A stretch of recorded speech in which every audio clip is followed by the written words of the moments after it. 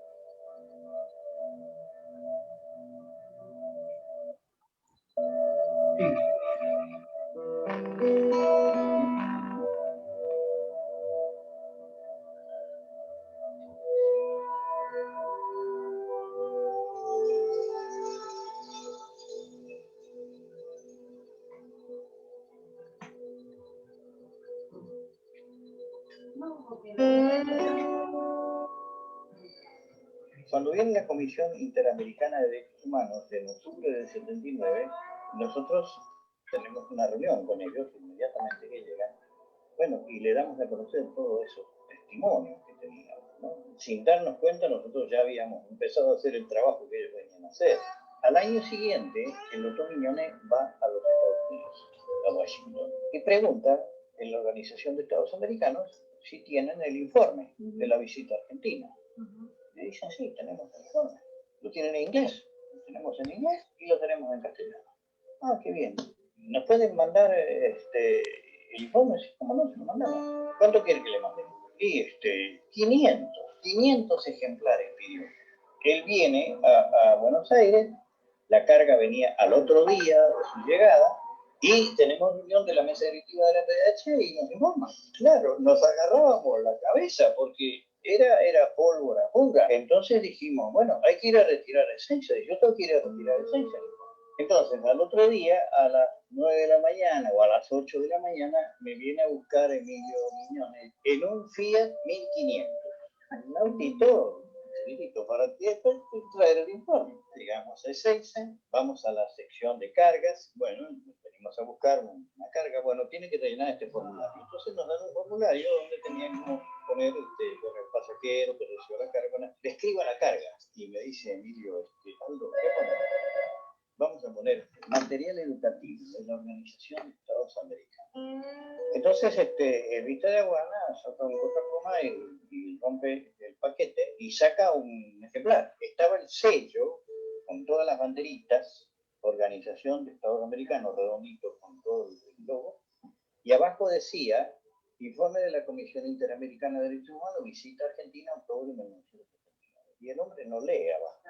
Y empieza a ojearlo así como buscando dibujos y esas cosas. Sí, es partido, sí.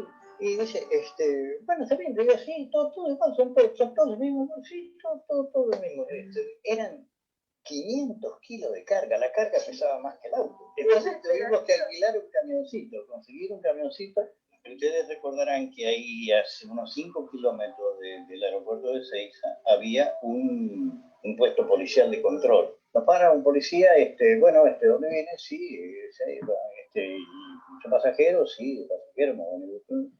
Bueno, ¿y qué es lo que la carga? A ver la carga, queremos revisar la carga. Y le decimos, la carga está ahí, está en el camión. Esa es la carga.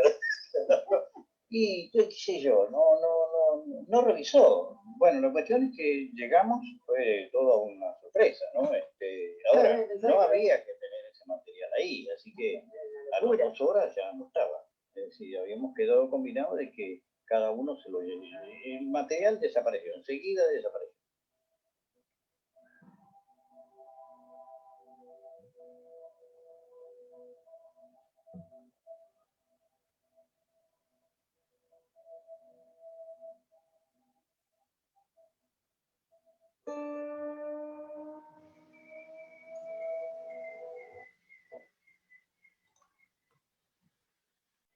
Muy buenas tardes. Bienvenidos a la presentación del libro Tocar Fondo, 4 años de gobierno de Cambiemos, una mirada sobre los derechos humanos. Ustedes han visto recién el video sobre la llegada del informe de la Comisión Interamericana de Derechos Humanos del Consejo Provincial de la Memoria. Tocar Fondo es una radiografía del gobierno de Mauricio Macri y la Alianza Cambiemos, que se elaboró por iniciativa de la Magíster Teté Piñero, que integra la mesa directiva de la PDH Nacional y es la directora de esta edición. En este momento estamos transmitiendo por Facebook, por el Facebook de la PDH Argentina, completo el día de ayer y el de hoy está subido o va a estar subido en Facebook, en YouTube, para que también se pueda ver en cualquier otro momento. Y recuerden que los sitios de la PDH son www.apdh-medioargentina.org.ar y más informes, más información sobre el libro, tocarfondo.org.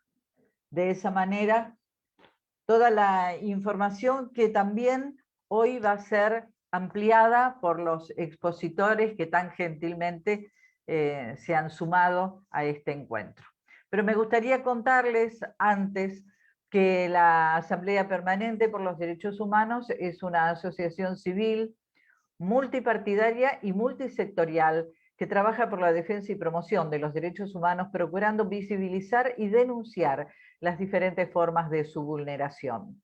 La Asamblea nació en diciembre de 1975, pocos meses antes del inicio de la dictadura militar, cuando un pequeño grupo de dirigentes políticos, religiosos, de la educación y del trabajo consideró necesario mantener un contacto permanente para denunciar la violación de los más elementales derechos humanos que ya estaban ocurriendo y organizar una permanente vigilancia al respecto.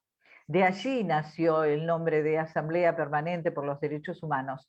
La actividad se concentró en la denuncia de las violaciones a los derechos humanos, la recepción de denuncias de los familiares, las acciones de defensa de las víctimas y la divulgación de lo que sucedía a través de los medios de comunicación accesibles en el país y en el extranjero. Y esta cita le pertenece a José Míguez Bonino, ex vicepresidente de la PDH, en una comunicación de la Asamblea en el 2003. Teólogo y además también un luchador por los derechos humanos. Con las denuncias que recibía, la Asamblea conformó un registro confiable de víctimas con más de 5.500 casos.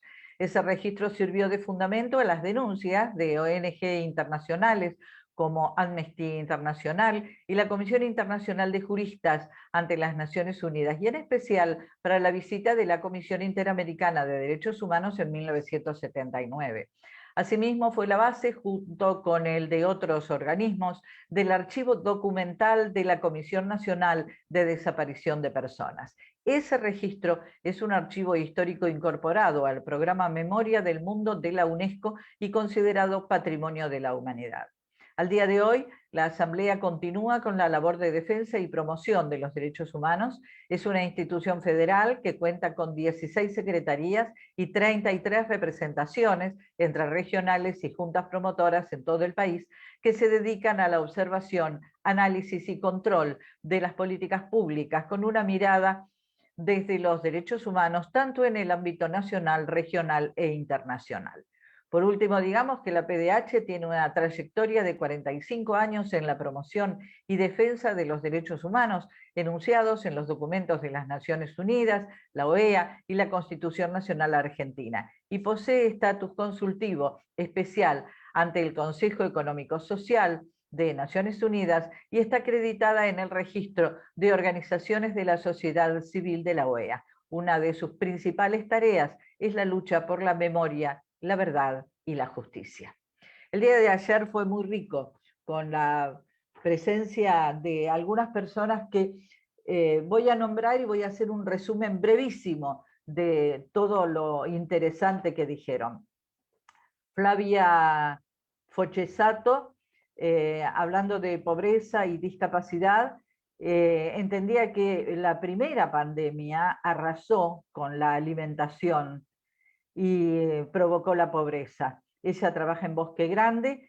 De 60 familias que buscaban allí su alimentación y su refugio, pasaron a 160 familias. Un comedor tenían y ahora tienen 9. El libro dijo, renueva la memoria. Desarmaron y desarticularon todo programa de salud. No volvemos nunca más, dijo, a esa situación. Debe haber consenso y unidad. También estuvo con nosotros Gabriel Martínez hablando de tarifas y energía. Dijo que la tarifa es un problema económico, no es un problema económico, es un retroceso directamente. Nos atrasa a otros siglos. El cambio climático, los gases efecto invernadero, los tóxicos, los agronegocios y la fumigación ponen en peligro a la humanidad. María Alejandra Godino, hablando de educación, decía que la situación en las escuelas de Mar del Plata es terrible, que se intervino durante el gobierno de Cambiemos el Consejo Escolar y que los derechos han sido vulnerados con respecto a la salud de los docentes y que el tema de conectar igualdad se suspendió. Marta Escali, hablando de los adultos mayores, decía que los derechos humanos son una herramienta que hay que utilizar. Nombró a Castelli, lo citó diciendo que la soberanía reside en el pueblo y que aprender a no tropezar con las mismas piedras es lo que debemos hacer. Hay que luchar por la vida y la libertad. Y César Cibo, hablando de impunidad y avance de la justicia, también dijo que se desfinanció los programas de justicia, se frenaron los juicios, hubo un negacionismo y en el poder judicial pasó de la obscenidad a la pornografía y hubo persecución de jueces y fiscales en la época de Cambiemos. Dicho esto, me parece que es momento de presentar a los expositores del día de hoy. Los nombro primero a todos y después los presento a cada uno. Laura García, que es artista plástica, Juan Carlos Frais, Paula Aguado Casal, Keto Orá, Silvia Molina, Eva Fernández, Andrea Torrichela y Federico Adler están hoy con nosotros. Y le damos paso entonces a Laura García, que es artista plástica, profesora de nivel terciario, activista de derechos humanos, feminista y sindical, secretaria adjunta de la CTA Autónoma de la provincia de Buenos Aires. Sus padres Néstor Enrique García y María Esther Vázquez fueron secuestrados el 13 de julio de 1977 como parte del operativo de la Noche de las Corbatas en la ciudad de Mar del Plata. Integra el Frente de Todos desde la Corriente Nacional de la Militancia y es concejala suplente en la ciudad de Bahía Blanca. Su tema para el día de hoy es cultura, que figura en el libro Tocar Fondo en las páginas 155 y 158. Laura, la escuchamos. Buenas tardes. Hola, buenas tardes. Muchas gracias, Silvia, por la presentación general y la mía. Muchas gracias por la invitación a los compañeros y compañeras del APDH. Muchas gracias especialmente a Evangelina Suárez, que fue la que se comunicó conmigo, por permitirme estar hoy con ustedes, que, bueno, habiendo nacido en Mar del Plata y siempre extrañando al mar, es un gusto y un placer para mí estar en este momento. Siento que estoy un poco en Mar del Plata.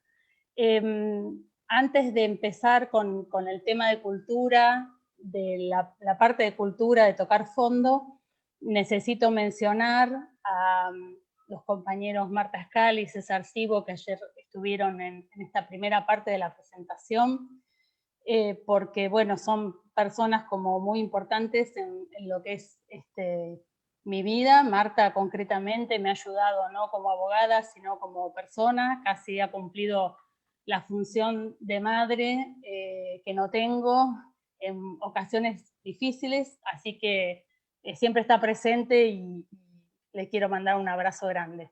Y justamente todo lo que contaba César, que él estuvo presente cuando yo declaré en el juicio por la verdad por primera vez por el secuestro de mis padres, corroborar, afirmar, testimoniar que es tal cual lo que él contó. El caso de mis padres todavía sigue sin tener una causa, un juicio, o sea, no hay represores condenados por el secuestro de ellos, y eso se debe no a la falta de pruebas, sino a la falta de voluntad, digamos, desde parte del Poder Judicial, y todo, como ustedes saben, todos y todas saben, los avances y retrocesos que siempre ocurren en esta materia, y en este periodo que se relata en el libro de Tocar Fondo fue uno más. Así que ahora estamos viendo si se reactiva, si se puede lograr por fin justicia. Lo digo no por mis padres, lo digo porque hablando con compañeros que están en los derechos humanos, en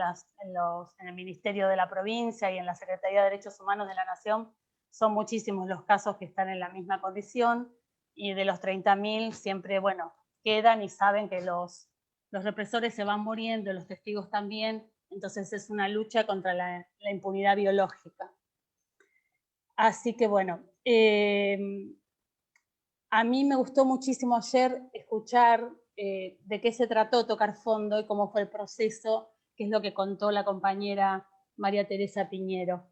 Porque el título ya nos dice un montón de cosas, pero eso que uno se imagina es lo que corroboró. Es un título muy, muy bien elegido, y a mí me parece muy importante, y digamos, felicito esta iniciativa de dejar testimonio de lo que fueron los 4 años del gobierno de Macri de Cambiemos.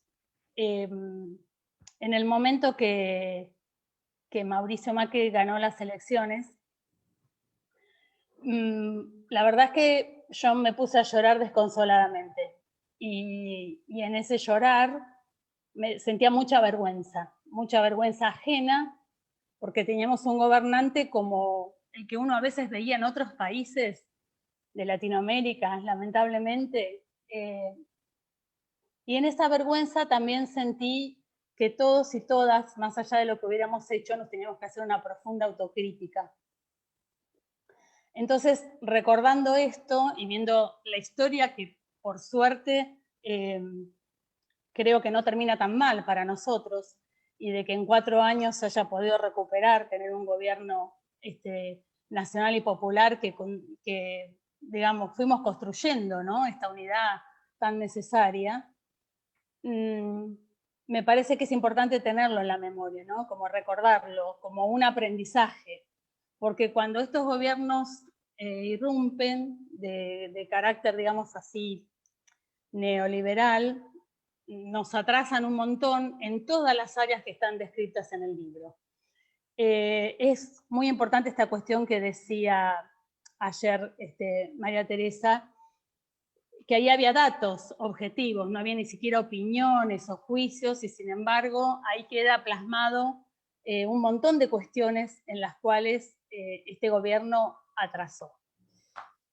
Yendo ya al tema, en la cuestión de cultura, hay un doble golpe en esta área, porque como todos sabemos, después de lo de Macri, vino la pandemia, ¿no? O sea, a pesar de tener un gobierno propio, estamos enfrentando esta situación tan compleja y tan difícil, tan desconocida, y justamente el área de cultura es un área doblemente golpeada, porque es un área especialmente sensible a esto que está pasando ahora, y también al accionar del gobierno anterior de Cambiemos. La cultura es un derecho, y me parece muy interesante y muy importante verlo como derecho humano, y las personas, el pueblo, la ciudadanía, la población, tienen que tener acceso a los bienes culturales. En eso es muy importante lo que señala el libro, la cuestión del rango del ministerio. O sea, en el gobierno de Cambiemos quitó el Ministerio de Cultura, como ya todos sabemos, y en ese sentido así como hoy tenemos Ministerio de las Mujeres, y volvimos a tener Ministerio de Cultura en la Nación, quería recordar cuando en la provincia de Buenos Aires la cultura venía asociada a educación, vieron, era educación y cultura, que hoy se sigue con ese título, pero cultura no tenía una entidad, es como un área bastante relegada con respecto a la importancia que tiene. Y en ese momento Cristina Álvarez Rodríguez era subsecretaria de Cultura, estamos hablando del año 2002, y se creó lo que se llamó el Instituto Cultural en la provincia de Buenos Aires. Y ese Instituto Cultural lo que tuvo de interesante y de progresivo es que tenía rango de ministerio. O sea, esta cuestión de que los organismos de cultura tengan el mayor rango posible dentro de las administraciones me parece algo fundamental y es algo que señala el libro con toda claridad, ¿no? Lo sabemos más tristemente con lo que pasó con el Ministerio de Salud, ¿no? Pero bueno, nosotros y nosotras que creemos que, bueno, hay cosas que son más urgentes, pero no prioritarias, pensando en la vida democrática y con derechos de una sociedad, quería dejar claro que esta cuestión del rango es muy importante. Y así como es importante eso, en el acceso a los bienes culturales, cobra mucha importancia lo que tiene que ver con la gratuidad y lo público. Y en eso también hay avances y retrocesos.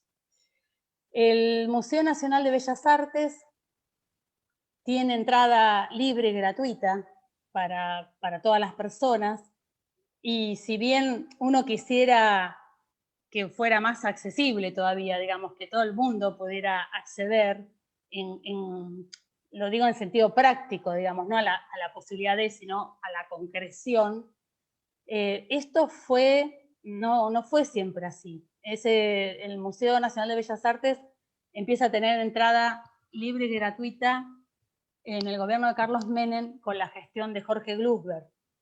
Es un hecho interesante que me enteré casualmente hace pocos días, porque después Macri intenta, digamos, sacar esta gratuidad, ¿no? Sabemos que hay una concepción de lo público y una concepción de lo privado. Y cuando viene la concepción de lo privado y la concepción empresarial que tuvo este gobierno, empieza a limitar el derecho de lo público, empieza a limitar el acceso de las personas a los bienes culturales. Bueno, en Bahía Blanca, que es la ciudad donde yo vivo desde hace 35 años, hemos sufrido esto con el gobierno anterior y hoy por hoy tenemos un gobierno local de Cambiemos. Es el Teatro Municipal, que es el que alberga los organismos artísticos del sur, que son la Orquesta Sinfónica, el Coro, el Ballet del Sur y el Coro Estable, fue cerrado. Cerrado sin ningún motivo valedero, cerrado para hacer unas reformas o arreglos que se podían hacer perfectamente con el teatro abierto y en funcionamiento. Y esto perjudicó enormemente el funcionamiento de los organismos. Y digo yo, pensando en cultura, me parece que es muy importante no solo pensar en los trabajadores y las trabajadoras y sus derechos, que también relata el libro cómo fueron precarizados, cercenados, ¿no? con esta concepción que tuvo el gobierno anterior, sino que se pierde el público, digamos, ¿no? El verdadero destinatario de estos bienes culturales, la posibilidad de acceder a ellos. Y esto es una cuestión muy grave, una cuestión que no tiene una manera de contarlo, como pasa en otras áreas de la economía, en cuestiones concretas, pero que es una falta al alma, ¿no? Me parece que ahora en la pandemia se ha hablado mucho de eso, del alimento espiritual, no en el sentido religioso, del alimento... Perdón, Laura, estamos sí. llegando a los 10 minutos, te digo para que Gracias, Silvia. No, ya termino. Yo quería decir esto, ¿no? Que nosotros necesitamos más organismos públicos, más centros donde se pueda acceder gratuitamente, que haya un sentido federal de la cultura, una concepción federal, que haya un incentivo a la actividad creadora, porque es lo que alimenta la vida de las personas, y que haya un fomento de la diversidad pero a favor también de la justicia social. O sea, que no se use la diversidad como para tapar las desigualdades de nuestra sociedad. Por último, el mensaje que les quería dejar es que lean la parte que habla de la industria editorial, que son las páginas 144 y 145, aunque yo no me refería a ellas, son muy importantes, muy impresionantes los datos que hay ahí, y porque como todos y todas sabemos, cuando se lee poco se dispara mucho. Así que muchas gracias. Muchas gracias, Laura. Le damos paso ahora a Juan Carlos Fraiz, que pertenece a la PDH Balcarce y a la mesa directiva de la PDH Nacional. Es abogado, laboralista, defensor de los derechos humanos y su tema es trabajo víctimas del modelo especulativo, que está en las páginas 164 de Tocar Fondo. Lo escuchamos, Juan. Bueno, buenas noches a todas y a todos. Es un gusto realmente estar con ustedes y compartir la presentación de Tocar Fondo, que es una recopilación que entiendo de mucho valor para siempre tener presente lo que significó estos 4 años de gobierno de la derecha en la Argentina. Y bueno, a ver, a mí me toca hablar de trabajo y simplemente quiero recordar que ya en la última década del siglo pasado, en los primeros años, los argentinos y las argentinas habíamos sido sometidos a la aplicación de un conjunto de políticas neoliberales que vulneraron muchos de nuestros derechos y que ocasionaron un deterioro en la situación social y económica de la enorme mayoría del país.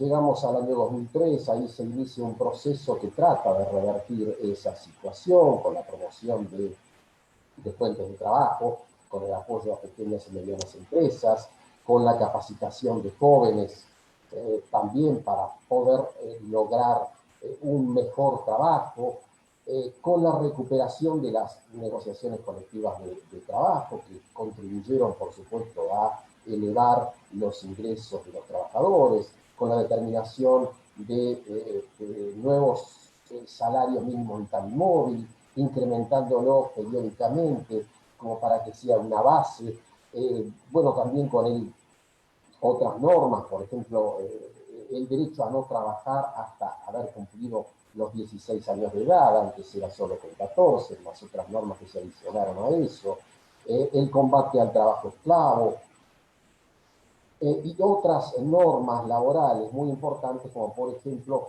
el régimen del trabajo agrario, que estableció una igualdad por parte de los trabajadores del sector rural que habían sido tan vapuleados, sobre todo desde la derogación del Estatuto del Peón en 1976, y que consagró los mismos derechos que tienen los otros trabajadores, y otro sector que también había sido muy castigado, que es el sector de las trabajadoras de casas particulares. Bueno, las normas que se dictaron en todo ese tiempo generaron, por supuesto, una ampliación de derechos y además pusieron en evidencia la intervención del Estado como para tener una mayor protección social.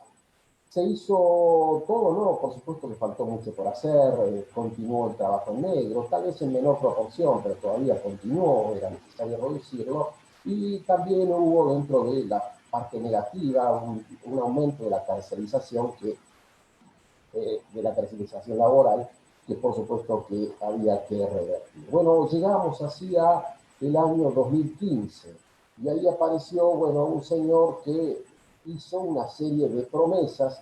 Yo me refiero solamente a una, voy a referir solamente a una, que es la que tiene que ver con el tema que yo abordo, que es trabajo, en este caso, y que era la creación de 2 millones de puestos de trabajo. 2 millones de puestos de trabajo que iba acompañada con otra promesa, que es la pobreza cero, etc. Bueno, y tantas otras promesas de este señor lograron que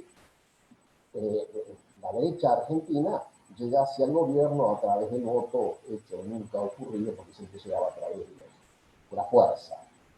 Y así vimos como 3 grupos partidarios se hicieron con el poder político, pero acompañados, por supuesto, de un conjunto de corporaciones, por el capital, que se puso directamente a gobernar, ¿no? Y ahí vemos sobre todo la participación de representantes del capital financiero internacional y también de representantes del capital extranjero, no financiero, en puestos de mucha importancia. Y algo que también destacó a esa época, la época que se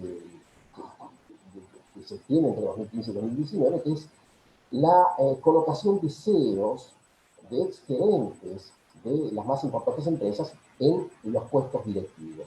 Hay un trabajo que señala que más del 31% de los cargos que tenían que ver con el Gabinete Nacional y los inmediatamente inferiores al Gabinete Nacional estaban ocupados por CEOs. 31%, es decir, casi la tercera parte de los cargos habían sido entregados a hombres que habían sido las máximas autoridades en las empresas privadas.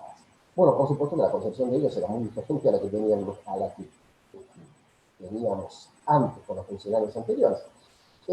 ¿Qué se proponían? Bueno, a ver, había dos objetivos, entiendo yo, fundamentales. Uno era la modificación de la correlación de fuerzas. Era necesario aumentar el predominio del capital por sobre el trabajo. Y estaban decididos a ello.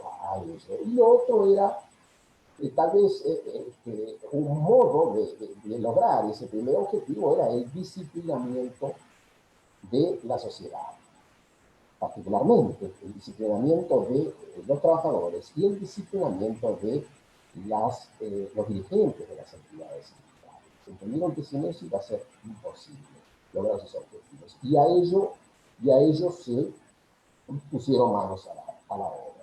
Y bueno, así vimos cómo, no bien asumido el gobierno a fines del año 2015, comenzaron los despidos, primero en la Administración Nacional, despidieron en los primeros 3 o 4 meses a más de 50.000 personas, 57.000 aproximadamente, lo cual fue importante y lo cual es una señal, es decir, una señal para el sector privado. Bueno, mire que se puede, despida, no pasa nada, háganlo, porque había un objetivo seguramente que era el de ampliar la cantidad de la tasa de desocupación en el tercer trimestre del 2015, según valores oficiales, era del 5,9%.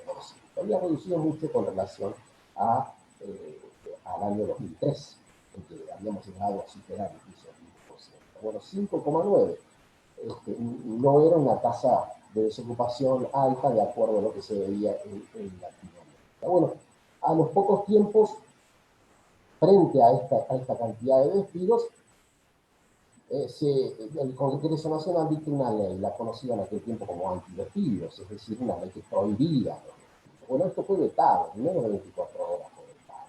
Claro, era una mala señal para el capital, por supuesto, y había que eliminar eso. Bueno, otra de las consecuencias de esto fue la disminución del valor de los salarios. No bien llegaba al gobierno esta alianza, comenzó a disminuir el valor de los salarios. De acuerdo a un trabajo de Eduardo Basualdo, se produjo una caída de la participación de los asalariados en el ingreso nacional solo en un año, del 2015 al 2016, del 37,4 al 34,3. Estos son 4 puntos. 4 puntos, según este trabajo, implican 16.000 millones de dólares. Es decir, hubo un traspase de una cifra importantísima, 16.000 millones de dólares aproximadamente del sector de trabajadores al sector del trabajo. Después, bueno, se afectaron, por supuesto, puestos de trabajo industrial, lo que más ha sufrido tal vez fue la industria, y algunas en particular, la industria textil y otras. También, bueno, hubo eliminación de algunas normas que hasta ese momento se daban, que contribuían a mantener el valor de los salarios, por ejemplo, la paritaria docente nacional, que daba un piso a la paritaria de las provincias. Se siguió perdiendo puestos de trabajo, pero de acuerdo a las estadísticas no era tan así. ¿Por qué? Porque ellos decían, bueno, pero ahora tenemos más monotributistas, y es cierto. promovieron la cantidad de personas que se registraban como monotributistas, que en realidad son trabajos más vulnerables, o trabajo en negro que se los registra de esa manera. Bueno, así trataron ellos de mantener la cantidad de trabajadores registrados, incorporando a trabajadores monotributistas.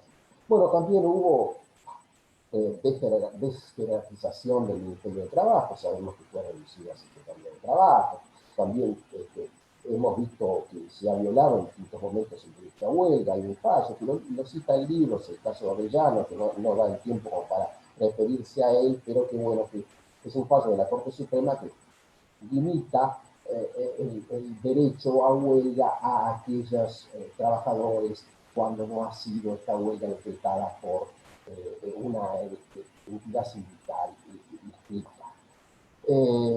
Después, Juan, sí, tengo lamentablemente que hacer esta tarea de avisarles cuando se están llegando a los 10 minutos. bien, bueno, de acuerdo. En fin, todo esto causó un deterioro notable y no solo es importante lo que hicieron, sino también es importante lo que pretendían hacer. Ellos ganaron la elección en el año 2017, no por poner una diferencia, pero la ganaron, voy terminando, y inmediatamente se largan a la reforma tributaria, a la reforma previsional y a la reforma laboral. Y dentro de la reforma laboral pretendían blanqueo laboral, pretendían la tercerización laboral, pretendían la alteración del principio de irrenunciabilidad, es decir, que el trabajador conviviera con el empleador en renunciar a alguno de sus derechos, algo que está prohibido y viene prohibido desde hace mucho tiempo. Era uno de sus proyectos. Bueno, el fondo de cese laboral, es decir, eran todas medidas que tendían a disminuir, a disminuir los derechos de los trabajadores y poner un límite a esa ampliación que se venía dando a partir de ese momento. Bueno, hay mucho más para decir, por supuesto, pero bueno, el tiempo es limitado. A ver, yo simplemente quiero cerrar con esto. Esto ya pasó. Estos son hechos ya sucedidos. Ya no podemos volver atrás. Pero no creamos que el riesgo ha desaparecido. El riesgo está. El 41% de la ciudadanía ratificó este gobierno en el año 2019. El riesgo está. Están avanzando, la derecha está avanzando en Latinoamérica y en otros países del mundo. Nosotros también tenemos ese riesgo. ¿Qué hacemos frente a eso? Y con esto termino. Lo primero, creo que tenemos, nuestra herramienta es la conciencia. El tomar conciencia de lo que sucede, en reflexionar sobre lo que sucede, en debatir sobre lo que sucede como una manera de oponernos, de enfrentar esta alternativa al neoliberalismo. Me parece que si no lo hacemos y si no participamos en consecuencia, probablemente esto que no pudieron hacer en estos 4 años que gobernaron, lo puedan hacer en un futuro, y tal vez sea un futuro no lejano. Muchas gracias, Juan. Muchas gracias por sus palabras. Paula Aguado estaba tratando de ponerse en contacto y tenía algunas dificultades. Así que ahora vamos a escuchar a Keto Orá, que pertenece a la PDH de General Alvarado, es docente y activista de derechos humanos. Va a hablar sobre el tema derecho a la alimentación, seguridad alimentaria, disponibilidad en General Alvarado, que figura en las páginas 107, 108 y 109, y sobre el tema de accesibilidad también, que figura en la página 113, tengo entendido, Keto. Así que Sí. la escuchamos, adelante. Bueno, ¿se me escucha? Sí, muy bien. Bueno, lamento que mi compañera Paula no esté, pero bueno, voy a tratar de suplir su presencia, que es Pero la vamos a complejo. esperar. Si puede solucionar el problema que tiene, le damos ingreso en otro Bueno, momento. vamos a empezar. Nosotros, nosotres, la Regional de Alvarado está constituida mayormente por personas de edad, digamos, y básicamente docentes en casi todos entre todas las modalidades y formas, y un montón de gente muy, muy comprometida que hemos pasado la época obviamente la época más oscura de nuestro país. Además hemos pasado el menemato de la forma más terrible, y conocemos, por trabajar en territorio, o sea, casi todos pertenecemos a organizaciones sociales o partidos políticos con un gran compromiso por la defensa de la memoria, la verdad y la justicia. Obviamente los años de Menem han sido terribles, pero creo que los años de Macri han sido devastadores. Nuestro distrito es pequeño, tiene una escala humana, y a partir de todo el tiempo estuvimos marchando, haciendo todo tipo, creo que no hubo una semana del periodo de Macri que no estuviéramos en la calle y haciendo acciones. Lo que no pudimos ver ninguno, y no podemos soportar ninguno de ver, es a un chico temblando de hambre frente a un plato de comida. No podemos más. Y en vista de esa realidad, el 22 de agosto, y me acuerdo muy bien porque es una fecha muy entrañable, digamos, que sea un 22 de agosto, nos juntamos con compañeros de Levita y dijimos, esto no puede ser, no podemos ver los pibes sufriendo así. Miramar es un lugar muy frío, el trabajo estaba muy precarizado, como bien acaba de expresar nuestro compañero. Nuestro distrito tiene pautas feudales, pero también tiene cosas muy buenas, como por ejemplo que no hay anonimato.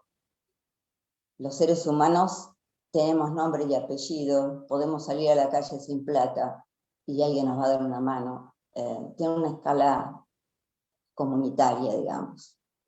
Y en vista de estas virtudes y estas terribles necesidades, éramos 2 organizaciones, y los 2 días éramos 15, 20, nos juntábamos en un bar. Bueno, finalmente con la municipalidad, y voy a nombrar así quienes estábamos, ¿no? Los movimientos sociales, todos, las iglesias, todas, los partidos políticos, todos, la municipalidad. Bueno, y pensamos, ¿qué hacemos? Rápidamente, digo, esto tardó no más de 15 días en organizarnos. Y el municipio donó un container de ropa muy nueva, y nos dieron a la PDH la responsabilidad de hacer una feria, y con el producido de todo eso comprar alimentos frescos, que eso fue lo que íbamos a proponer. En una asamblea muy horizontal, y además muy participativa de todas las organizaciones, los partidos y toda esta gente que digo, armamos la feria, vendimos, fue un éxito total, pudimos comprar alimentos frescos a grandes, digamos, en lugares donde no es tradicional, nos hicieron precios, pudimos abastecer los comedores, y acá voy a hacer un apartado. Acá quiero, en nombre de mis compañeros y el propio, ¿no? Admirar y poner en relieve el trabajo de estas mujeres populares que abren las puertas de sus casas y sin nada dan de comer a los pibes. Es tremendo el trabajo de esas mujeres. Esas mujeres no se deprimen, esas mujeres son la patria. Esas mujeres son la patria. Bueno, con ellas, trabajando codo a codo, logramos hacer 8 ferias más, que cada vez era mucho más nutricio, ¿no? Porque entonces venía el arte, y pienso en Laura, ¿no? Venían todas las formas del arte, desde grupos folclóricos hasta rap, y el lugar donde lo hacíamos, que es la Casa del Bicentenario, acá en Alvarado, era como esperado, porque era un lugar de encuentro, era un lugar de comunión, era un lugar de propuestas, y después nos sentábamos, abríamos la caja, decíamos, tenemos tanto, cómo se reparte, y proporcionalmente se repartía, cada cocinera podía retirar sus cosas. Bueno, un éxito. Un éxito en el sentido, no un éxito solo, digo, dentro de esta terrible derrota que es el neoliberalismo, esa actitud comunitaria, horizontal y de muy buena fe, fue un punto de alegría. Así llegamos, ahí habíamos presentado un proyecto para que fuera nombrado Consejo Económico Social. Obviamente obviamente no, bueno, fue así, acá en Alvarado no hay tantas organizaciones con sello. Nosotros tuvimos la enorme ventaja de tener el sello de la PDH, así que el proyecto, para que sea declarado, para que sea aprobado por todos los concejales, por el Consejo Deliberante, entró con el sello de la PDH. No me acuerdo, esto fue el 22 de agosto, bueno, el 26 de diciembre del 2019, miren qué fecha, el Consejo Deliberante explotaba de pueblo, estábamos todos adentro, el discurso lo dijo una de las cocineras de estas imperdibles mujeres, y fue aprobado por unanimidad. Así que Alvarado tiene un Consejo Económico y Social constituido por prácticamente las fuerzas vivas, y ahí pasan cosas raras, ¿viste? ¿Vieron? Que hasta, digamos, nuestros antagónicos del proyecto histórico bajaron la cabeza y aceptaron. Es un pequeño mimo, ¿no? Era una fuerza arrasadora.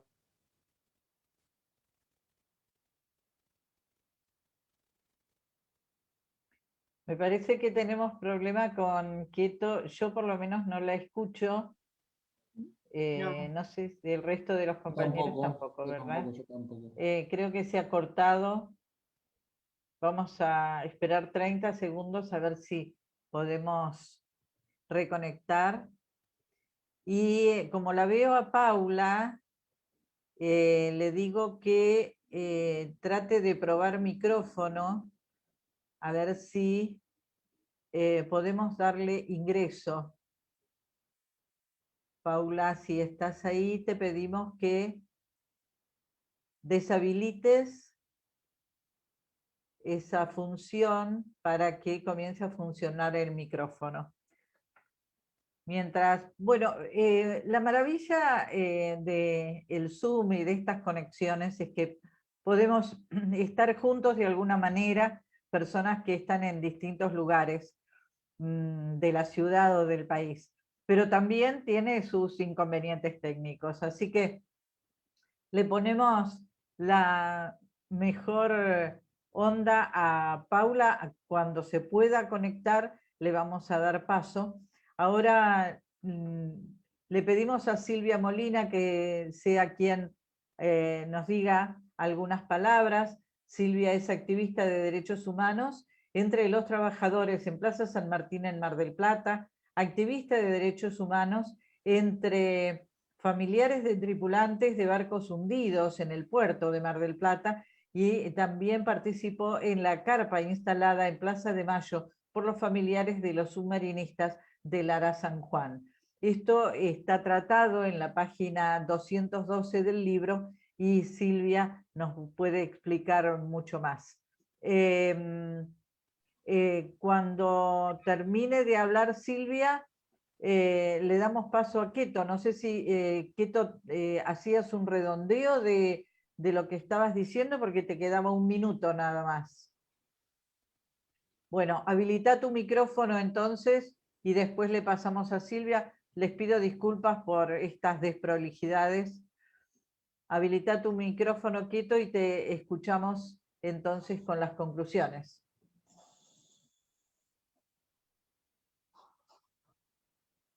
Hola. Sí, te escuchamos.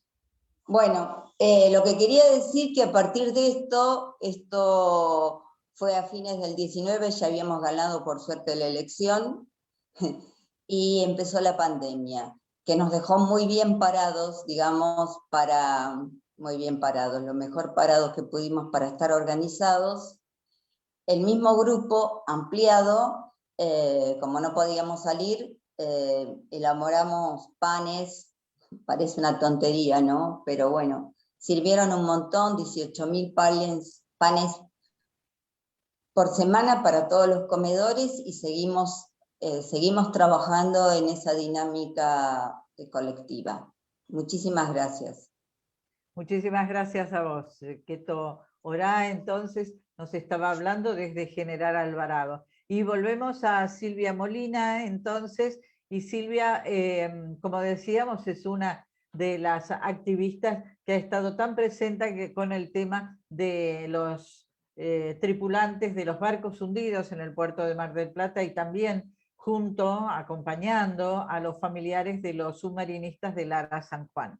Silvia, te escuchamos, habilita tu micrófono, por favor. Ahí está. Bueno, buenas tardes. Buenas tardes A todos, todas y todes. Yo soy Silvia Molina, de la Casa de los Trabajadores del Puerto. En primer lugar, quiero agradecer esta invitación y contarles.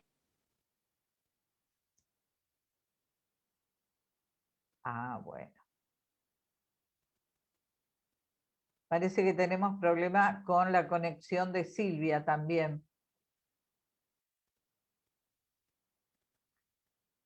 Estamos tratando, estamos esperándola, porque a veces ustedes saben que estas conexiones van y vienen, pero no sé si esperar mucho más o pasar al siguiente expositor. Podemos esperar un minuto a lo mejor. Bueno, esperamos a Silvia a ver si se puede conectar. Ahí estás de nuevo, Silvia, habilita micrófono. Sí. Muy bien. ¿Se escucha ahí? Sí, te escuchamos bien. Bueno, les decía que la Casa de los Trabajadores del Puerto está integrada por trabajadores de la época de los desaparecidos del puerto. Como todos saben, el puerto es un lugar de mucha lucha, y una de las más grandes fue la del convenio 161/75, ¿no? Donde los trabajadores del puerto lograron un convenio donde se benefició la clase trabajadora. Pero bueno, después vino la época tan negra donde desaparecieron grandes cuadros. Silvia, si cortás la cámara, a veces es un truco que da algún resultado. Cortar la cámara y dejar solamente el audio, entonces la conexión es un poco mejor. Quizás si lo pudieras hacer, te podríamos escuchar.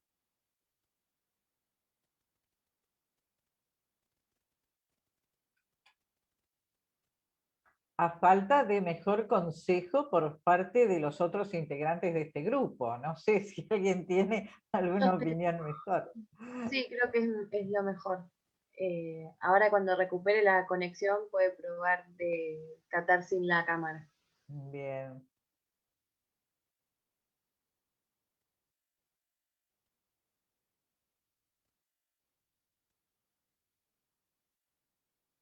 Ahí está. Decía Silvia que si podés cortar la cámara, ahí está. Y ahora habilita tu micrófono. Ahí está. Ahora a ver si te podemos escuchar mejor. ¿Ahí se me escucha? Sí, perfecto. Bueno, la Casa de los Trabajadores, como decía, está integrada por trabajadores que vivieron esa época, ¿no? Esa época oscura que tiene el puerto.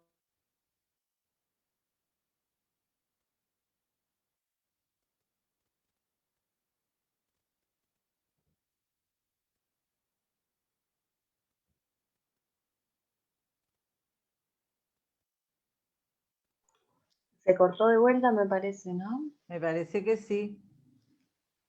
Bueno, ¿les parece si seguimos y la compañera después cuando mejore su conexión termina de dar su ponencia? Muy bien, quizás habría que decirle a Silvia que directamente apague la computadora o el celular, lo que esté funcionando, que lo deje cargando 10 minutos y después trate de volver a conectarse. Trabajar. Bien, el tema de la educación está tratado en el libro Tocar Fondo y ahora queremos escuchar a Eva Fernández, que es docente, que es consejera escolar, electa por el Frente de Todos aquí en General Pueyrredón, que pertenece a la comisión directiva de la CTA y CETERA, y va a hablar sobre el tema del derecho a la educación y refuerzos de servicios alimentarios que figura en la página 141 y 119. Eva, un gusto tenerte en este encuentro. Muy buenas noches.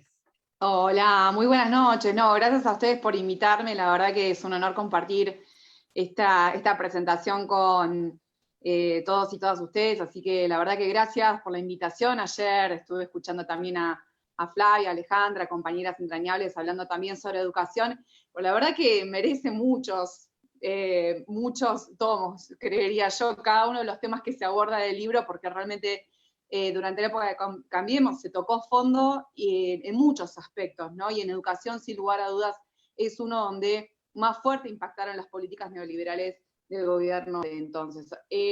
Por ahí me gustaría empezar, y que hay que hacer como un recorrido histórico. Digo, si tocamos fondo es porque en algún momento no lo estuvimos, me parece que hubo 8 años en donde la educación pública se ponderó, donde hubo una inversión muy fuerte de parte del Estado Nacional por arrancar. Me parece que, hablando de derechos, me gustaría también plantear de que partimos de la base que en 2006, bueno, por supuesto desde 2003, ¿no? Empezaron las primeras políticas públicas con Néstor Kirchner encabezando, saliendo a resolver, una de las primeras acciones de gobierno fue salir a resolver el conflicto en Santa Fe, pero en 2006 lo que hace es plasmar en la ley el derecho social a la educación, el Estado como garante del derecho social a la educación, un reconocimiento claramente hacia los pueblos y de las comunidades educativas como sujetos de derechos y de acceso justamente a la educación pública para todos y todas.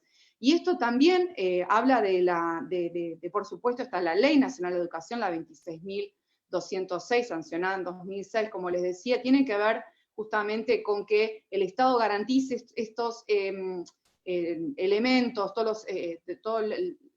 este hecho educativo esté rodeado por las condiciones materiales y simbólicas que tiene que garantizar el Estado Nacional, en contraposición con esto que pasó, que plantea bien el libro, que tiene que ver durante la época de Cambiemos, durante el gobierno neoliberal más reciente, que es contraponer esta idea del derecho social a la educación con un concepto liberal, ¿no? Es la contraposición justamente a esto que plantea el gobierno de Macri, el derecho individual, la meritocracia, la libertad individual, y que hoy muchos sectores todavía lo reivindican. Así que derecho social a la educación contra meritocracia, derechos individuales y demás. Y en esto también es importante también señalar lo importante que es esta ley nacional, porque habla de los derechos sociales, habla de que tenemos como Estado Nacional tener que garantizar todas las condiciones para la existencia de la educación, bueno, etcétera, etcétera. Así que no quiero andar en eso, pero me parecía importante sí, que cuando tocamos fondos, porque en algún momento sí estuvimos en condiciones de poder hablar de la educación pública como un derecho social inalienable, pero también como un derecho humano y el pleno ejercicio de la sociedad para ello, con la enorme inversión que se hizo. Y en eso es importante también establecer un paralelo cuando, por ejemplo, hablamos que en 2018 se redujo, veníamos con un PBI muy bajo, no solamente en materia a nivel nacional, llegamos a tener metas que hemos podido alcanzar en la etapa anterior, como les decía, en la época de Néstor Kirchner, pero habíamos llegado al 5,5 en 2019, un 17,9% más bajo que en 2016. Por ahí estos números que por ahí aburren tienen que ver con cómo el Estado y el gobierno, desde otro paradigma, plantean lo importante que es la inversión en educación para poder garantizar todo esto que estábamos diciendo. Y en eso es importante también señalar por ahí dos cosas. Ustedes nos proponían que hablemos del servicio alimentario escolar, pero también hay que hablar de infraestructura, y en la página 147 del libro, Tocar Fondo, quiero hacer referencia a lo que citan de parte de Cecilia Pustilnik, que es una hermana de un maestro de la escuela número 49 de Moreno, en donde explotó una garrafa de gas envasado y murieron Sandra Calamano y Rubén Rodríguez. Y ahí Cecilia dice, la explosión de la escuela número 49 dejó al descubierto la no inversión en educación y las políticas de ajuste que venían implementando el gobierno de Cambiemos, el cual gobierna solo para unos pocos, olvidándose de los sectores populares de los cuales somos parte. A raíz del asesinato de Sandra y Rubén, la comunidad educativa en todo su conjunto mantuvo y mantiene la unidad para resistir ante el avallazamiento de los derechos de las y los trabajadores de la educación, y en esto también agregar de los niños y niñas de tener escuelas en condiciones dignas y seguras. Y en esto me parece es importante también contextualizar un escenario donde también en la ciudad de Mar del Plata veníamos con estas situaciones. Miren, yo recuerdo muy claro esa mañana donde me llega esta dolorosa noticia en donde el Consejo Escolar, como comentaba Silvia al principio, que se habló ayer, estaba intervenido hablando, ¿no?, de cómo Cambiemos y durante esos 4 años interpretaban, ¿no?, la democracia, interviniendo un consejo escolar que fue elegido, su cuerpo, en forma democrática, ¿no? Bueno, el consejo escolar intervenido, había miles y miles de chicos en nuestra ciudad, 42.000 pibes, que no tenían acceso a la alimentación. Entonces, 2 compañeros muertos en Moreno, miles de pibes y pibas sin comer en Mar del Plata. Entonces, si hablamos de tocar fondo, creo que fue uno de los días más duros y más crudos en la historia del sistema educativo, por lo menos en la provincia de Buenos Aires. Y de esos podemos relatar muchísimos hechos, los voy a enumerar nada más. Cuando cuando asesinan a Santiago Maldonado, ¿se acuerdan cómo persiguieron a los compañeros que quisieron hablar de Santiago Maldonado en las escuelas? Bueno, ese también sigue siendo un atentado en contra de la democracia en las escuelas, en contra de toda legislación y diseño curricular que incluso habilita a los compañeros y compañeras a hablar de estas violaciones y esta violencia que se ejerció en su momento. Así que a los compañeros se los persiguió por hablar de Santiago Maldonado. Ni que hablar del financiamiento de los programas como las orquestas escuelas, ni que hablar del financiamiento de Jóvenes sin Memoria, este programa que tanto hace el aporte a la memoria de verdad y justicia, y que nuestros jóvenes, nuestros estudiantes participan y viajan a nuestras ciudades de distintos puntos del país, a Chapadmalal, para participar de diversos talleres. Ni que hablar, sin lugar a dudas, de lo que estábamos refiriéndonos recién y que Cecilia cuenta entonces, ¿no?, el de financiamiento en materia de infraestructura escolar. Y en eso también quiero decir algo porque para volver a establecer otro paralelo con el día de hoy. Miren, hace un ratito nada más me estaban llegando los números de inversión en el sistema educativo para la provincia de Buenos Aires en materia de infraestructura escolar. 9.600 millones, 9.600 millones. Ustedes saben, en 2018 eran 2.600 millones. Ni que hablar en la gestión pasada de los jardines de infantes que nunca se construyeron, que después terminaron siendo aulas, ni que hablar de las escuelas que jamás se construyeron en nuestra ciudad, ni que hablar de un montón de situaciones que reflejan esta desidia y esta violencia del gobierno neoliberal que atravesó nuestro país y que esperamos nunca más lo vuelva a hacer. Y en eso me parece importante, para cerrar, también volver a plantear esto que es respecto a la educación como derecho humano, que no es un regalo de la naturaleza. Los derechos hay que construirlos y defenderlos absolutamente todos los días. En el sistema educativo, los y las trabajadoras de la educación hacen un enorme esfuerzo diariamente, y más hoy en pandemia, para poder seguir reivindicando no solamente la memoria de verdad y justicia en materia de lo que pasó en la época de la dictadura militar en nuestro país, sino también en el pleno ejercicio de la democracia, con el acceso justamente y la inclusión a cada uno de los derechos que la hacen y que la hacen viva. Así que la democracia, como decía algún pedagogo que hoy recuperaba para hablar un poquito de este tema, pedagogo que se llama John Dewey, dice que la democracia tiene que nacer de nuevo en cada generación. La democracia tiene que nacer de nuevo en cada generación, y eso es responsabilidad de todos y todas. A mí me parece que este libro es fundamental para poder hablar y seguir hablando de esto, y sobre todo seguir construyendo esa memoria colectiva que nos permita decir nunca más neoliberalismo en Argentina. Así que gracias de nuevo por la invitación, y me quedo compartiendo realmente este maravilloso panel. Un abrazo grande. Gracias, Eva. Eva Fernández entonces estuvo con nosotros, y le damos paso ahora a Andrea Torrichella, que es docente de la carrera de Sociología de la Universidad Nacional de Mar del Plata, investigadora del CONICET e integrante del Grupo de Estudios sobre Familia, Género y Subjetividades de la Universidad Nacional de Mar del Plata. Es feminista, y el tema es políticas de género, que figura en la página 187 del libro. Andrea, te escuchamos. Bueno, buenas tardes. También Buenas me quiero tardes. sumar a todos los agradecimientos, Silvia, en tu nombre, a toda la APDH, por la invitación. También estoy muy contenta de estar en este panel y en esta actividad, y con la presentación de este libro, que también me parece, como decía Eva recién, que construye una memoria en torno a ese nunca más con relación al neoliberalismo. Bueno, a mí me tocó hablar de las políticas de género, de esta parte. No sé si se acuerdan que alguna vez una funcionaria dijo que Macri era un presidente feminista, ¿no es cierto?, en este nuevo contexto donde el feminismo ya dejó de ser una mala palabra, como era en los años 80 o antes. En general, bueno, ¿y qué pasó viendo todos estos datos que recopilan en el libro?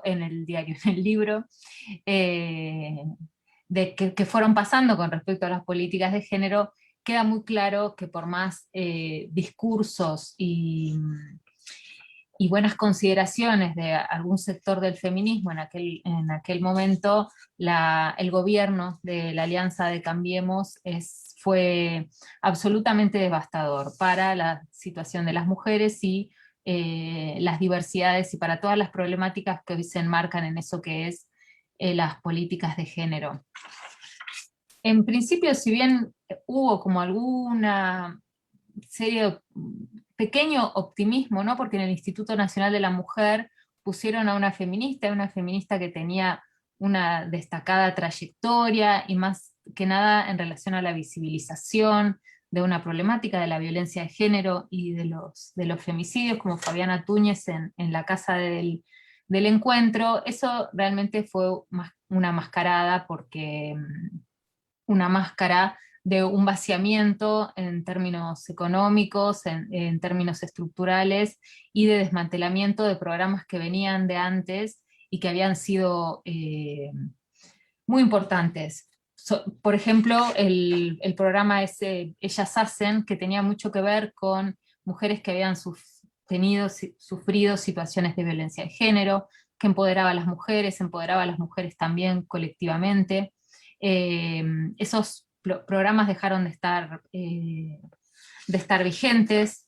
Hubo algo que me parece que afectó en particular al colectivo, ¿no?, de las mujeres y también de las disidencias. Fueron todas las políticas de ajuste económico, ¿no? Cuanto más ajuste hay, está muy claro que son las mujeres quienes más pagan la olla, ¿no? Que tienen que tener distintas... primero porque hay un proceso de feminización de la pobreza muy grande, y después porque las tareas de cuidado distribuidas desigualmente en todos los hogares y en todas las clases sociales, sabemos que cuanto más perjudicada, más dificultades económicas hay en una familia, más difíciles son de resolver esas situaciones, o que se acompañan a través de las redes, de las militancias. Pero de eso voy a hablar un poco después, ¿no? Como cuál fue la contraparte de estos 4 años de Cambiemos, que si no miramos al gobierno, si miramos hacia otros lados, para mí me parece que son positivos, o sea que hay un nivel, bueno, por eso voy como para el cierre de lo que quería decir, porque me parece que el libro hace como muy buena recopilación de qué significa políticas neoliberales y un desmantelamiento del Estado para la situación de las mujeres.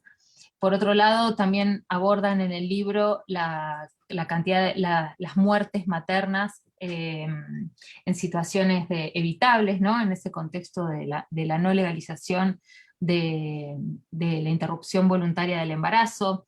También la reducción de presupuestos, como decía Eva recién, en materia de educación, pero en materia también de capacitación docente, en educación sexual integral, una política también que caracteriza al periodo anterior, y sobre todo ese financiamiento y esa no consideración de la ESI se puso en evidencia después de lo que fue el debate por la interrupción voluntaria del embarazo en 2018, que todos decían, bueno, aborto no, más educación sexual integral, es la forma, la educación sexual integral. Después hubo un intento de hacer una reforma, porque en realidad hay una cuestión en torno al ideario institucional y a cuáles son los contenidos de la ESI que se trataba de incorporar. Se trataban de incorporar leyes posteriores a la del 2006, como la ley de identidad de género, también la ley de matrimonio igualitario, bueno, muchas situaciones que se fueron dando, y esa reforma de la ESI no se dio finalmente. Entonces tampoco era tanta el interés que había por la ESI, sino que fue una salida para no legalizar la interrupción voluntaria del embarazo. Y eso sobre todo con lo que cierra el capítulo del libro, y lo que fue casi también el cierre del gobierno de Macri a fines del 2019, derogando el protocolo de la ILE. Entonces, es muy claro que en políticas de ajuste económico y de ajuste estructural no puede haber políticas de igualdad de género, no son reales las políticas de igualdad de género, porque se agravan desigualdades de género, y en torno a la identidad de género, mucho más en esos contextos, se profundizan y se quedan nuevas desigualdades. Otro de los temas también es la cuestión de la violencia de género, ¿no? Como una problemática. También había que pensar en el contexto local. En Mar del Plata todavía tenemos la declaración de emergencia de género por la cantidad de femicidios. Es un logro, una presión del movimiento de mujeres local. Tenemos que recordar que el gobierno de Cambiemos la trilogía, ¿no? Que nos tocó acá en Mar del Plata, provincia, municipio, provincia y nación, ¿no? Con todas esas políticas unificadas, esas no políticas unificadas, y se inauguran temporalmente con lo que fueron el Ni Una Menos, y en 2015 tuvimos ese encuentro nacional de mujeres en Mar del Plata, que hubo 60.000 mujeres, el Ni Una Menos posterior, el segundo Ni Una Menos en 2016, el femicidio de Lucía Pérez, también un caso local súper importante y relevante que a nivel local generó mucha movilización y también mucho impacto a nivel nacional. El caso y lo que fue después la absolución de los acusados en esa causa en 2018. Bueno, todas esas situaciones marcan ese escenario local que fue también bastante oscuro en ese sentido, ¿no? Recordemos las alianzas entre los grupos neonazis y en las marchas antiderechos, la presencia de los grupos neonazis en las marchas antiderechos, también los vínculos con el poder político local. Esas situaciones generaron un contexto en Mar del Plata muy particular y también muy grave, ¿no? En términos de cómo se trataba la violencia y las políticas de géneros locales, también con un desfinanciamiento del área de género local. Eso fue siempre una reivindicación del movimiento de mujeres en los distintos periodos. Pero lo que les decía antes, como para cerrar y para tener un balance que no es del todo negativo, que el feminismo, el movimiento feminista, el movimiento de mujeres, logró en un contexto de altísima criminalización de la protesta social y desde movilización, porque si bien al principio hubo muchas movilizaciones en contra del gobierno de Macri, la criminalización, la fragmentación, la rapidez con que se impactaron muchas políticas, desmovilizaron también mucho. El movimiento de mujeres fue creciendo en capacidad de movilización en la calle, de presencia callejera, de articular distintas luchas y demandas, como fue la demanda por primero todo lo que fue lo que despertó el Ni Una Menos, ¿no? Politizar, pensar como una cuestión colectiva y política, esos duelos, esas marchas, esa presencia callejera de las mujeres, lograr combatir el primer paro al gobierno de Macri, se lo hicieron las mujeres, en 2017, el 8 de marzo, y todos los paros de mujeres que se fueron haciendo, la capacidad organizativa, la capacidad de hacer frente a esas políticas, y de politizar y de lograr tramar esas alianzas, lo que fue llegar al Congreso nuevamente, la campaña, los años que lleva la campaña nacional por el derecho al aborto, Andrea, seguro y gratuito. Ya cierro, termino con esto. Sí, y gracias. bueno, pensar el contexto actual, ¿no? Donde tenemos un ministerio, tenemos un presidente que también se nombra feminista, pero que tiene otras políticas, que si bien la cuestión financiera sigue siendo un problema, ¿no? De presupuestaria, no vamos a mentir ahí, hay bastante déficit en lo que es el Ministerio de Mujeres y las políticas y la capacidad presupuestaria que tiene. Sin embargo, hay otra presencia y otra jerarquía de esas problemáticas en el gobierno actual. Así que bueno, ahí cerrar con esto como con la doble vía, ¿no? La ausencia de políticas, pero a la vez un fortalecimiento de lo que es el movimiento feminista, el movimiento social, que muy particular en nuestra historia. Muchísimas gracias, Andrea. Ha sido muy rica tu exposición. Muchas gracias. No sé si Silvia Molina la tenemos. Para mí, yo no tengo ni su imagen ni el micrófono habilitado. No sé si... Ahora sí, te podría dar algunos minutos, pero... Voy a tratar de ser breve para favor. poder contar. Bueno, como les decía, el puerto tiene los otros desaparecidos, que son los desaparecidos del mar, que desde 2000 tenemos 44 hundimientos con 95 desaparecidos. Los últimos años fueron el San Antonino, el Rigel y el Repunte. Con el Rigel, que pudimos acompañar esa lucha con 100 días de acampe, pudimos contar 100.000 firmas, y fue una lucha muy grande hasta que se pudo lograr, ¿no?, que el juez firmara para que se hagan las pericias tan necesarias para que nunca más haya desaparecidos en el mar, porque los barcos que tenemos acá tienen más de 60 años de antigüedad. El Rigel, cuando salió roto, y por empresarios corruptos y prefectura salió igual, y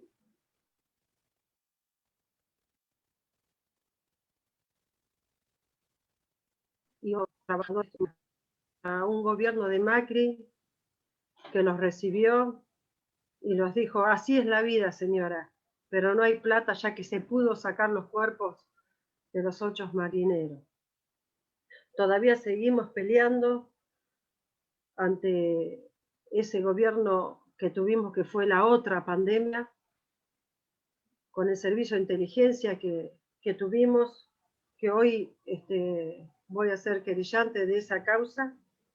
Seguir luchando por todos los desaparecidos, pedirles a todos también que nos ayuden, porque fueron asesinatos laborales, y que nunca más vuelva a pasar eso. Seguir luchando por todos los trabajadores y trabajadoras del puerto, con el trabajo precarizado también que tenemos, que cada compañero, hoy un compañero que está trabajando en blanco, está trabajando un día a la semana para poder sostener lo que se llama acá el garantizado, que es de 4.000 pesos por mes.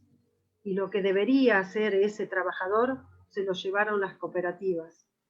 Esas cooperativas truchas que los empresarios hicieron creer a gran parte de los trabajadores que iban a ser dueños también. Esa es lo que hoy está viviendo el puerto, ¿no? Con esta pandemia también que nos azota. Y nada, tengo miedo que se me corte.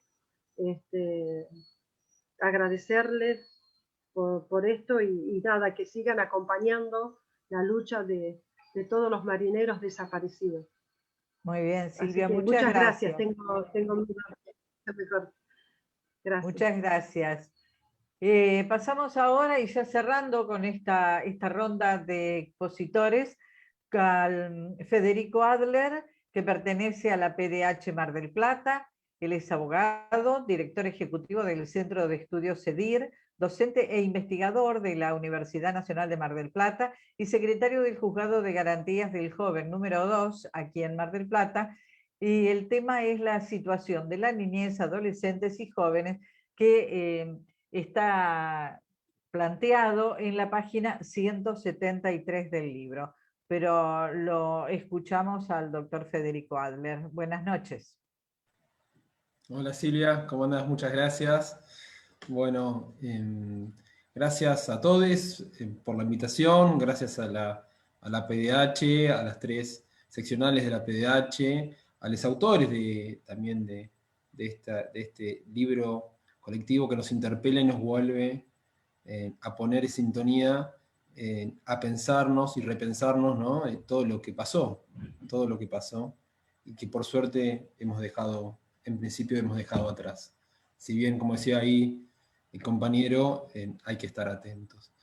A mí me toca hablar de las niñeces, ¿no? ¿Cuál fue la relación, digamos, o las políticas, o la afectación a los derechos humanos durante los 4 años de Cambiemos en relación a las niñeces? Y lo primero que pensaba, escuchando a los otros expositores y expositores, es en esto de la interrelación, ¿no?, de los derechos humanos. Cómo la violación de un derecho humano puede impactar en la violación de otro derecho humano, ¿no? ¿Y por qué digo esto? Porque los ejemplos que yo les quería venir a traer hoy, del ámbito local, de la coyuntura local, tienen que ver con la cultura y con la educación, y con las garantías en los procesos penales, ¿no? Y que son temas que ya han sido en parte abordados, por los otros autores, porque justamente al vulnerarse un derecho, como es el derecho a educación, como es el derecho a la cultura, se están violando distintos derechos que hacen al desarrollo de nuestras niñeces. Dicho esto, antes de leer el material que me fue asignado, yo pensaba, ¿no?, cuáles eran las cosas que para mí eran las más graves durante la gestión de Cambiemos.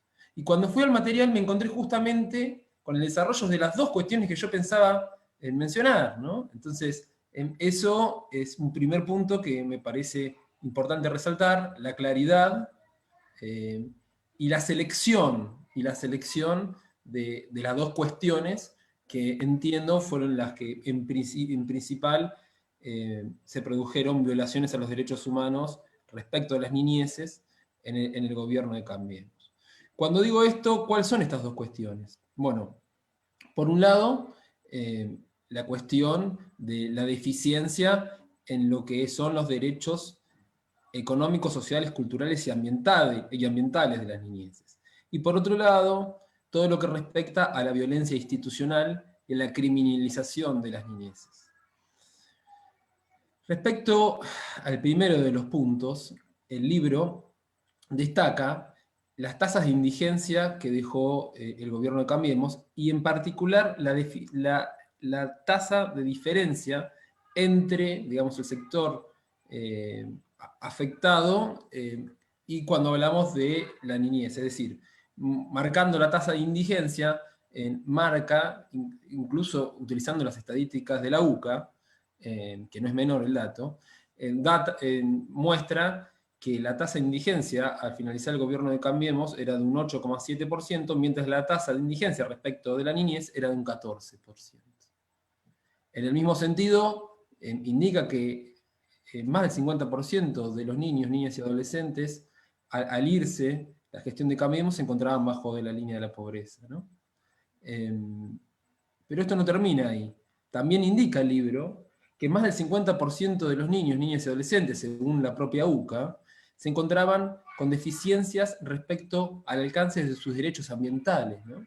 Esto también hay que enmarcarlo, y que la gran mayoría de estos niños eran a la vez vulnerables respecto a sus derechos sociales por su situación de pobreza. Acá, desde el punto de vista normativo, hay que indicar que el Estado argentino tiene responsabilidades internacionales ante las Naciones Unidas y ante el Sistema Interamericano de Derechos Humanos, y que este tipo de actitudes lo que puede generar es la responsabilidad internacional del Estado, ¿no? Por la violación de determinados convenios, como son la Convención Americana de Derechos Humanos o la propia Convención de los Derechos del Niño. Traído esto a la coyuntura local, porque el libro es muy interesante, porque hace un abordaje respecto a la situación general y luego se centra en Capital Federal. Yo lo que les quería traer eran algunos ejemplos locales de esto, ¿no? Como decían por ahí alguna compañera recién, acá tuvimos la triada, y la triada no terminaba ni más ni menos que con el general Arroyo. Lo peor de la triada teníamos nosotros, ¿no? Y una de las primeras medidas que tomó Arroyo, y me acordaba también cuando la escuchaba a la compañera Eva, fue, digamos, la clausura de distintos talleres culturales y de distintos programas de educación informal que se desarrollaban en distintas sociedades de fomento de los barrios periféricos de Mar del Plata, y en particular, ahora se me viene a la cabeza, el taller de violín que se llevaba a cabo en lo de la hermana Marta, allá en el barrio de la Herradura. Pero eso fue una política sistémica en su momento, que no solo, por un lado, perjudicó a los trabajadores de la educación y de la cultura, violando sus derechos laborales, miren la interrelación, sino que perjudicó en gran medida a las niñeces más vulnerables, a las que mayormente tenemos que proteger. Y no solo eso, yo recuerdo que en aquel momento el presupuesto, porque el presupuesto había sido ya aprobado en la gestión anterior, antes de irse, estaba contemplado el presupuesto para llevar a cabo estas actividades, y el gobierno decidió subejecutarlo. Tal fue así que el Consejo de la Niñez, de Mar del Plata, inició una acción de amparo colectivo a favor de los niños, niñas y adolescentes de la ciudad de Mar del Plata por la violación a los derechos culturales y educativos de las niñeces. Amparo que aún sigue en trámite. Ahí también hay otro gran tema, que es la deficiencia en la efectividad de la respuesta de la justicia, ¿no? Pero ese es un caso en que se me vino a la cabeza para marcar cómo esto sucedió en la ciudad de Mar del Plata. La otra cuestión, la cuestión de la criminalización de las niñeces. La criminalización que no solo pasó por agravamientos de casos de violencia institucional, sino que también pasó por el plano discursivo, ¿no? Ante cada hecho grave en la cual se presumía que quizás había intervenido un menor de edad, se proponía ni más ni menos que la baja edad de punibilidad. La única solución era la baja edad de punibilidad y la encarcelación masiva de los niños, niñas y adolescentes. Parecería ser que la promoción y protección de sus derechos no importaba, sino importaba alejar a esta persona peligrosa, a este niño peligroso que el Estado nunca le había dado nada, de la sociedad. Y esto no solo desde el plano de los proyectos legislativos, sino que de forma constante e insistente, la ministra de Seguridad y el ministro de Justicia estaban sobre este tema. Y por supuesto, con los medios hegemónicos a su favor y haciendo permanentemente campaña en ese sentido. Esa era la política de gobierno de Cambiemos respecto a nuestras niñeces.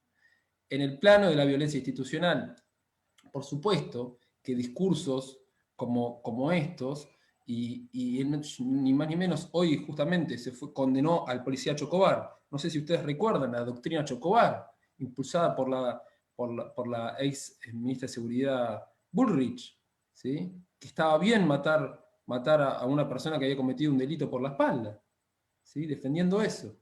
¿Cómo no se van a empoderar ciertas personas pertenecientes a los sectores policiales ante este tipo de ponderación de homicidios en el ejercicio de sus funciones? ¿Cómo no se van a multiplicar los casos de violencia institucional? Bueno, eso sucedió. Eso sucedió y sucedió acá en Mar del Plata. Sucedió en Mar del Plata, sucedió en la provincia y sucedió en todo el territorio nacional. Si vamos, sin ir más lejos, al último informe de la Comisión Provincial por la Memoria, la Comisión Provincial por la Memoria hace anualmente informes respecto a la situación de los derechos humanos relacionados con los procesos penales y con las garantías.